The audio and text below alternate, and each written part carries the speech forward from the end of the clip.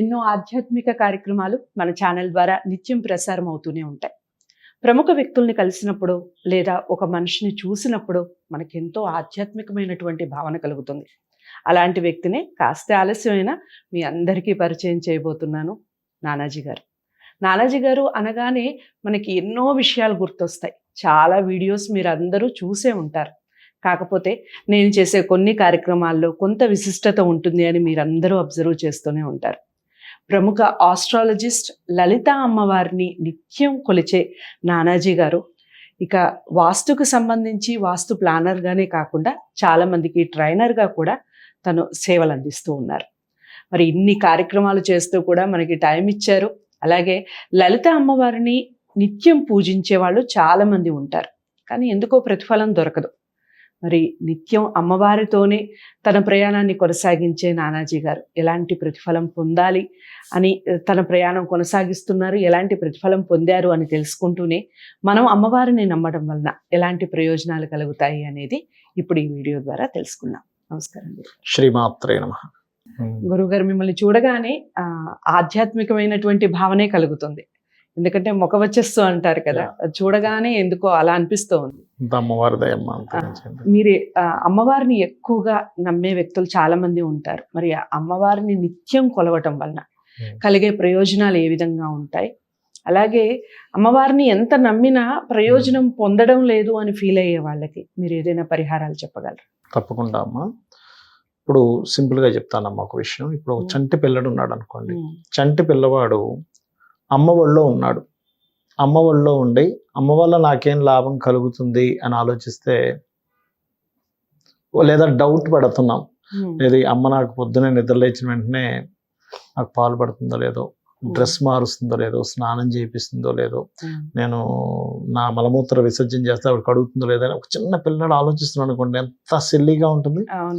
మనందరము కూడా ఏంటంటే అమ్మవారి విషయంలో కొంతమంది తెలియక అట్లా ఆలోచిస్తుంటారు. అంటే అలాగా నాకు భగవత్ అనుగ్రహం ఉందో లేదో. అసలు యాక్చువల్గా ఏంటంటే భగవత్ అనుగ్రహం అందరికీ ఉంటుంది. వారి వారి కర్మల్ని బట్టి ఎక్కువ కొంచెం ఉంటుంది. అంటే వాళ్ళు పుణ్యకర్మలు ఎక్కువ చేసుకున్నారు, దాన్ని బట్టి ఫలితాన్ని ఎక్కువ పొందుతూ ఉంటారు. బాగా పాపకర్మలు చేశారు పూర్వజన్మల్లో. మనకి భగవద్గీతలో శ్రీకృష్ణ పరమాత్మ చెప్పింది అదే కదమ్మా, మీ యొక్క కర్మలను బట్టి మీ యొక్క ఫలితాలు ఉంటాయని. అలా ఏంటంటే నేను అనేది ఒకటే, పరిపూర్ణమైనటువంటి విశ్వాసంతో మీరు నమ్మి ఉన్నారు, అమ్మ అన్ని చూసుకుంటుంది. చంటి పిల్లవాడిని తల్లి ఎంత బాధ్యతతో చూసుకుంటుందో అంతే బాధ్యతగా అమ్మవారు మన అందరినీ చూసుకుంటుంది.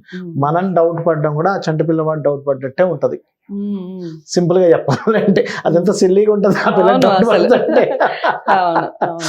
అలాగే ఉంటుంది అనమాట. అయితే ఇక్కడ మనకేంటంటే ఎందుకు మనకి నమ్మొచ్చా అంటే ఉపాసన ఎంత చేయాలి, ఎలా చేయాలి, ఎంత ఫలితం వస్తుందో మనకి ఎక్కడ డౌట్ వస్తూ ఉంటుంది అంటే మన కోరిక. ఇప్పుడు మనము ఒక కోరిక కోరామమ్మా అమ్మవారిని, సంథింగ్ ఒక పెద్ద బిజినెస్ మ్యాన్ అవ్వాలని కోరాం అనుకుందాం భవిష్యత్. దానికి ఒక ప్రాసెస్ ఉంటుంది. బిజినెస్ మ్యాన్ అనగానే వెంటనే రాత్రి అయిపోడుగా. అది 3 years అవ్వచ్చు, 5 years అవ్వచ్చు, 10 అవ్వచ్చు, 15 years కూడా పట్టొచ్చు ఒక గొప్ప స్టేజ్కి వెళ్ళాలంటే. బట్ నువ్వు ఈ ప్రయాణాన్ని క్యాల్కులేట్ చేయగలగాలి ఒకటి. రెండవది ఏంటంటే నువ్వు అమ్మవారిని అడిగావు, అది తను ఆ రూపంలోనే ఇవ్వచ్చు, నువ్వు నీ గొప్పతనాన్ని ఇంకొక రూపంలో కూడా చేయొచ్చు నేను గొప్పవాడిగా. మనకు అబ్దుల్ కలాం గారి ఒక చిన్న వృత్తాంతం చెప్తూ ఉంటారు.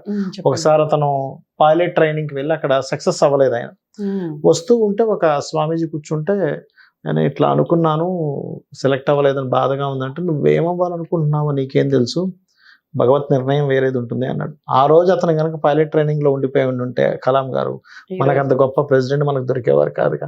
అంత గొప్ప సైంటిస్ట్ ఆదర్శం మనకి. ఒక ఆదర్శ వ్యక్తి దొరకడం చాలా అంత మామూలైన విషయం కాదు. అలా ఏంటంటే మనము ఏమనుకుంటామంటే, నేను ఒక కోరిక కోరాను, నేను ఒక పూజ చేశాను, నాకు ఫలితం రాలేదు అనుకుంటాం. కానీ మనకి అమ్మవారి దృష్టిలో మనం పూజ చేసినా రాలేదు అంటే అది మనకి మంచిది కాదు అని అర్థం. అంటే తల్లి ఉంటుందమ్మా, పిల్లవాడు అడుగుతాడు నాకు ఆ నిప్పు కనికి మన తల్లి ఇస్తుందా, చేతికిస్తే కాల్చుకుంటాడు చిన్నపిల్లడు. సంథింగ్ దానికి ఏదో వేరే ఉంటాయి. అలాంటి అనుభవాలు చాలా ఉన్నాయి నా లైఫ్ లో, వేరే వాళ్ళకి జరిగినవి కానీ అలాంటివి చాలా అంటే చాలా ఉన్నాయి. ఒకటి చెప్తాను మీకు నేను.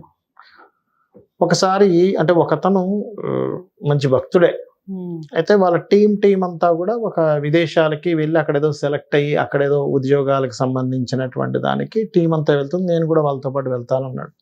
సరే మీరు వెళ్తే వెళ్ళండి, కానీ మీ జాతకంలో మాత్రం అంత బలంగా లేదు, బట్ మరి బలంగా లేకపోతే మరి పూజ చేస్తే వస్తుంది అంటారు కదా అంటే, వస్తుంది అయ్యో తప్పకుండా, దాందే ఉంది. రేపు ఎట్లాగో అమావాస్య అది కూడా వస్తుంది కదా, అమావాస్య రోజు అమ్మవారు ఆరాధన చేస్తే ఏదైనా వస్తుంది ఖచ్చితంగా, అందులో ఎటువంటి సందేహం లేదు, చెయ్యండి అన్న. ఆయన చక్కగా నిష్టగా చేశాడు. అందరూ సెలెక్ట్ అయ్యి వెళ్ళిపోయారు, ఈ నెల. ఒకసారి ఆయన అప్సెట్ అయ్యాడు. ఏంటంటే అసలు నేను పూజ కూడా చేశాను, నేను అసలు వెళ్ళలేకపోయాను, ఏంటి ఇంకా భగవంతుడు ఏమన్నాడు, సో ఇదంతా నాకు ఎందుకో, మనం ఏదో భ్రమలో బ్రతుకుతాం అంటే, ఒక్కసారి వైరాగ్యం పుట్టినప్పుడు అదేదో శ్రీకృష్ణ పరమాత్మ దగ్గర అర్జునుడు మాట్లాడినట్టే ఉంటుంది అనిపిస్తుంది. అని వస్తాయి. ఏ పూజ చేయని వాళ్ళందరూ వెళ్ళిపోయారు, నేను పూజ చేసి వెళ్ళలేదు ఏంటి అన్నాడు. అది మీరు అనుకుంటున్నారు మీ పాయింట్ ఆఫ్ వ్యూలో అదేదో అద్భుతం జరగాలి, కానీ భగవంతుడిని మీరు కోరినా కానీ జరగలేదంటే సంథింగ్ ఉంటుందండి, మీరు వెయిట్ చేయండి, డోంట్ వరీ అని. తీరాజు వీళ్ళు ఎంతమంది అయితే వెళ్ళారో, వెళ్ళిందంతా అక్కడంతా ఫేక్ ఆర్గనైజేషన్, అక్కడికి వెళ్ళి ఇబ్బంది పడ్డారు. ఈయన ఆగిపోయిన వ్యక్తి వెళ్ళిన వ్యక్తి హ్యాపీగా ఉన్నాడు ఇక్కడ. వాళ్ళకి అది జరిగి వాళ్ళు నానా తంటాలు రిటర్న్ వచ్చాక నాకు అప్పుడు హ్యాపీ అనిపించింది, ఓహో అమ్మవారిని పూజిస్తే ఇలాంటి మంచి అద్భుతాలు జరుగుతాయని. నిజమే కదా, అంత దూరం వెళ్ళి ఇంత డబ్బు ఖర్చు పెట్టుకొని మళ్ళీ రిటర్న్ రావడం కన్నా అమ్మవారు అలా ఆపేయడం అనేది చాలా అద్భుతమైన విషయం. అలాగే నాకు తెలిసిన ఒకరికి, వాళ్ళు కూడా మంచి భక్తులు, అంటే చాలా ఉన్నాయి, 100,000 చెప్తా నేను. ఒక లోన్ కోసం అప్లై చేసుకోవాలి, లోన్ రాలేదు, ఇల్లు కొనుక్కుందాం అంటే, ఎందుకంటే అసలు లోన్ రాలేదు, నేను భగవంతుని ఎంత వేడుకున్నానంటే, సరిగ్గా ఆ లోన్ రాలేదు, ఆ నెక్స్ట్ మంత్ అతను ఉద్యోగం పోయింది అతనిది. లోన్ తీసుకొని ఉంటే ఎట్లా కడతాడు? మనం ఏమనుకుంటాం అంటే, మన పాయింట్ ఆఫ్ వ్యూలో మనం ఏదో ఒక కోరిక కోరాము, మనకెందుకు రాలేదు, మనం ఏంటి అనేది, మనం చేసిన దానిలో ఏదైనా లోపం ఉందేమో అనుకుంటాము, లేకపోతే అసలు నిజంగా పనిచేస్తుందో లేదో అని అనుకుంటాం. కానీ పరిపూర్ణంగా గనక శరణాగతి గనక అమ్మవారిని చేసి మనం గనక నమ్మకంగా అలా జీవితం వెళ్తుంటే ఆవిడే చూసుకుంటుంది, ఇంకా మనం ఏమీ టెన్షన్ పడాల్సిన అవసరం లేదు. అయితే ఒకటే, కేవలం పటం పెట్టుకొని ఆలయంలో కూర్చొని చేస్తున్నంతసేపు దేవతారాధన చేయడమే కాకుండా, బయటకు వచ్చిన తర్వాత లలితా సహస్రనామం మొత్తం ఏమిటంటే, మొత్తం విశ్వం మొత్తం అమ్మవారే, అంటే మొత్తం ఈశ్వరుడు అయితే లోపల ఉన్న శక్తి అమ్మవారు అనే కంప్లీట్ కాన్షియస్నెస్ తో మీరు ఉండాలి. అక్కడ మాత్రం పూజ చేసి బయటకు వచ్చి ఇంకో రకంగా ప్రవర్తిస్తే మాత్రం నాట్ మ్యాచ్. అట్లా ఎవరైతే వెళ్తారో ఖచ్చితంగా వాళ్ళకి లైఫ్ లో ఒక మంచి స్టేజ్ ఉంటుంది, మంచి స్థాయి ఉంటుంది. మనం ఎంతసేపు మనకున్నటువంటి ఆలోచన విధానం ఏంటంటే, మంచి స్థాయి అంటే 4 డబ్బులు సంపాదించాలి, 2 కార్లు ఉండాలి, 4 బిల్డింగ్లు ఉండాలి, అందరూ అబ్బాయి ఇదే డబ్బులు ఉన్నాయని పొగడాలి, 4 నగలు వేసుకోవాలి స్త్రీ, ఇంతే అనుకుంటాం. కానీ ఇంతకంటే గొప్పది ఇంకా ఉంది అనేటువంటిది తెలుసుకోగలిగాం. అయితే గురువు గారు ఒక విషయం చెప్పండి, అమ్మవారిని మనం నిత్యం ఆరాధించేటప్పుడు ఏదైనా ఒక మంత్రం అనుకుంటాం వల్ల మంచి ఫలితాలు ఉంటాయి, అలాంటి ఏదైనా మంత్రాన్ని చెప్పగలరు? ఒకటేనమ్మా, ఒక్కొక్క నామము ఒక్కొక్క మంత్రం ఒక్కోదానికి పనిచేస్తుంది. ఎలా అంటే మెడికల్ షాప్ లో అన్ని మెడిసిన్సే, కానీ ఒక్కొక్కడు ఒక్కోదానికి పనిచేస్తుందిగా. అంతేగాని ఈనో తాగామండి తలనొప్పి తగ్గలేదు అంటే ఎట్లా ఉంటుంది? ఈనో తలనొప్పి తగ్గుతుందా? మెడికల్ షాప్కి వెళ్ళానండి, మెడికల్ షాప్ బోగస్ అంటే ఎట్లా కాదు. తలనొప్పి టాబ్లెట్ తలనొప్పికి వాడాలి, జ్వరం టాబ్లెట్ జ్వరానికి ఎలా వాడాలో. ఇప్పుడు ఉదాహరణకి లలితా సహస్రనామాలే ఉన్నాయి, ఉద్యోగం రావట్లేదు, అందులో 2 నామాలు చాలా ఉన్నాయి, అందులో 2 నామాలు బాగా పనిచేస్తాయి, మిగతా పనిచేయవని కాదు. ఒకటి ఓం మాణిక్య మకుటాకార జానుద్వయ విరాజితాయై నమః, ఖచ్చితంగా ఉద్యోగం వచ్చి తీరుతుంది. లేదా ఓం శ్రీమాత శ్రీ మహారాజ్ని శ్రీమత్ సింహాసనేశ్వరి నమః, ఇది చేసుకోవచ్చు. అనారోగ్యంతో బాధపడుతున్నాము, ఎందుకు నేను మీకు ఇప్పుడు చెప్పిన మాణిక్య మకుటాకారం ఉంది కదా, అది మోకాల నొప్పులు కూడా పనిచేస్తుంది అన్న. మనం మా ఇంటి పక్కన శివాలయం ఉంటుంది, ఆయన 70 ఏళ్ళు ఉంటాయి దాదాపుగా, ఆయనకి 10 ఏళ్ళ నుంచి మోకాల నొప్పులతో బాధపడుతున్నట్టు నేను ఒక యూట్యూబ్ ఛానల్లో చెప్పా. నేను మీరు చెప్పారు కదా ట్రై చేసామంటే మోకాల నొప్పులు పోయాయి అన్నాడు. 70 ఏళ్ళ వ్యక్తి మోకాల నొప్పులు పోయాయి అంటే ఇంకా అమ్మవారు అనుగ్రహం ఎంత గొప్పగా ఉంచో అంటే అంత భక్తిగా చేశాడు ఆయన. అక్కడ ఏంటంటే నమ్మాడు, అమ్మవారు నాకు తగ్గిస్తుంది, నేను చేస్తాను, సబ్ కాన్షియస్ మైండ్ దానికి కనెక్ట్ అయింది. అలా ఉద్యోగం రాని దానికి కూడా వాడొచ్చుది. హెల్త్ ఇష్యూస్ ఉన్నాయి ఎవరికైనా కూడా, అలాంటప్పుడు ఓం సర్వ వ్యాధి ప్రశమని సర్వ మృత్యు నివారిణి అగ్రగణ్య అచింత్య రూప కలికల్మషనాశిని నమః. మనం తినే ఏదైనా తింటున్నాం అనుకోండి, క్రీమ్ అచ్యుత అనంత గోవింద అనుకుంటూ తినాలి. అసలు మనకు భగవద్గీతలో చెప్పింది ఏమిటంటే, ఎవరైతే నాకు సమర్పించి చేస్తుంటారో, అంటే నన్నే శరణుంది కర్మలను నాకే ఇంకా వదిలేసుకుంటూ చేస్తారు, వాళ్ళు పాపానికి అంటారు. ఓకే. ఏదైతే ఇది నేను చేస్తున్నాను, నేనే కష్టపడాలి, నేనేదో సాధించబోతున్నాను అని అనుకున్నామా, ఇది కాబట్టి ప్రతి మెతుకు కూడా తినేటప్పుడు మనం టీ తాగుతున్నాము, కాఫీ తాగుతున్నాము, లేకపోతే ఏదైనా సమ్ డ్రింక్ తీసుకుంటున్నాము, జ్యూస్ ఏదో, లేకపోతే అన్నం తింటున్నాము, క్రీమ్ అచ్యుతానంత గోవింద అనుకుంటూ గనక తినగలిగితే ఒక్క జబ్బు కూడా రాదు. మీకు గుర్తుపెట్టుకోండి, హెల్త్ ఇష్యూసే రావు, 100% పనిచేస్తుంది.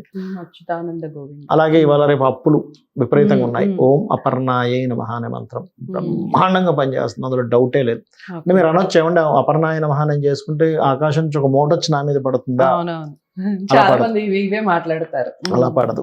నేను అనేది ఏంటంటే, ఒక వ్యక్తి ఒక జాబ్ చేస్తున్నాడు, అందులో గ్రో అవుతాడు, ఒక 20,000 30,000 శాలరీ చేస్తున్నాడు, ఒక 50,000కి వెళ్ళొచ్చు. అప్పులు తీరడానికి సోర్స్ పెరుగుతుంది కదా. అట్లా అప్పులు తీరడానికి సోర్స్ మనకి ఆలోచన పెరుగుతుంది. నేను చేస్తున్నాను, అమ్మవారు నాకు రూట్ కలిగిస్తుంది అనేటువంటి భావన ఉంటుంది మనకి.